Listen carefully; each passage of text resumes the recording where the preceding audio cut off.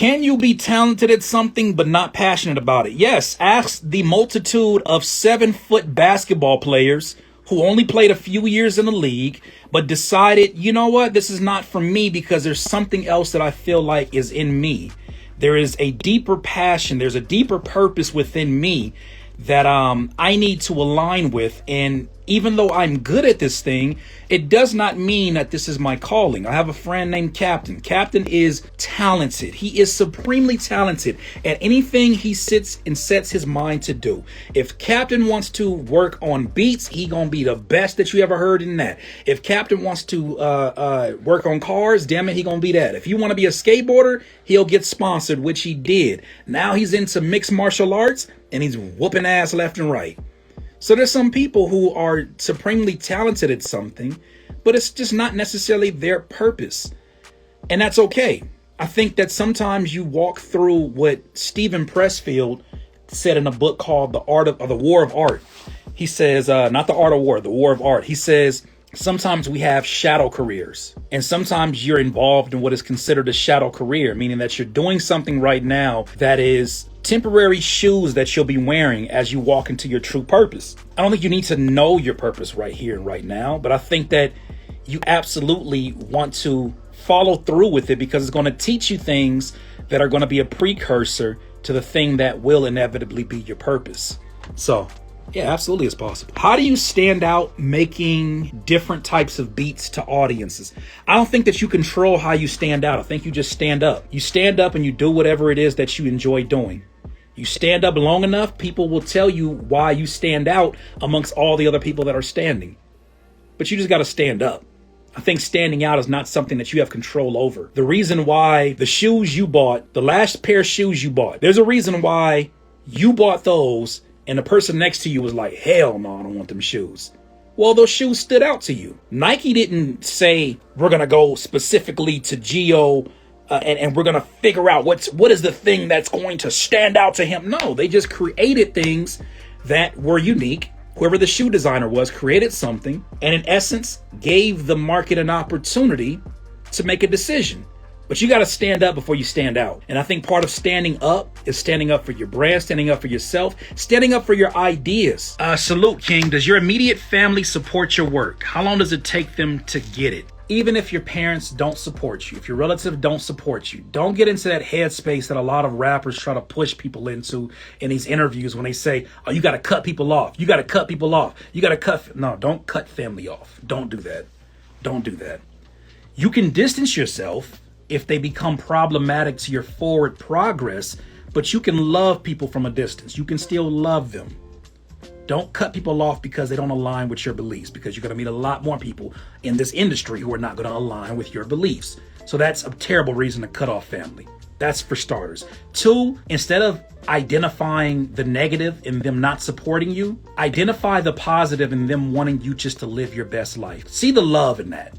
There's love in that. It's hard to see it because you're focused in this tunnel on getting this goal accomplished and you want everybody to support you along that way. And mind you, I'm talking now as a 35-year-old. I wasn't in this headspace in my 20s. I was not.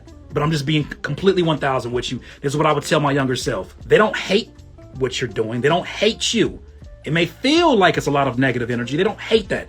They just don't want you to be somebody with their head in the clouds for so long that you end up staying at home for the next 20, 30 years because, man, this rap shit just ain't work out. You know what I'm saying? Like, I didn't want to join the Illuminati, and that's why I didn't make it. You know what I'm saying? Like, everybody out here hating on me. They don't want you to turn into that, right? They don't want you to be that person. But it's love. There's love in that. There's love. Even in their judgments, there's love. With family, what I have figured out is this. The thing that makes them a believer, and you shouldn't do it just for this, but it's just to give you a little bit of comfort. The thing that makes family a believer is results. I never forget. I got my first placements. My pops was like, that sounds cool, but I don't know those artists. And I'm like, you really don't know who this person is? No, I don't know those artists. I was like, all right, cool. But the first time I brought home a check from working with Vans, it was like something switched. He was like, that's good stuff. Because in his mind, he's thinking, can you make a living at this? Yes, you're good at it. There's a lot of people who are good at it. Can my son make a living at this? I think sometimes we have the wrong perception of our rough drafts. Sometimes our rough drafts tell a better story than our final mix. I think that there are decisions that you make when you're making a beat that are very pure in their essence. They're not tainted by, well, this producer said I can't do this, and this engineer said I can't do this. You're making your music at your most purest place, right? You're picking the snare that just instantly says, that's it. That's the snap I want. Oh, the 808, that's the warmth I want. Oh, you're picking things that are you at your natural place. Now, there's some things that are a little bit distorted after time. Like after 2 hours, your ears get tired and fatigued, and you want to go back and fix those. But sometimes that rough draft tells a better story than your final draft. We just have it in our minds that rough drafts are always wrong.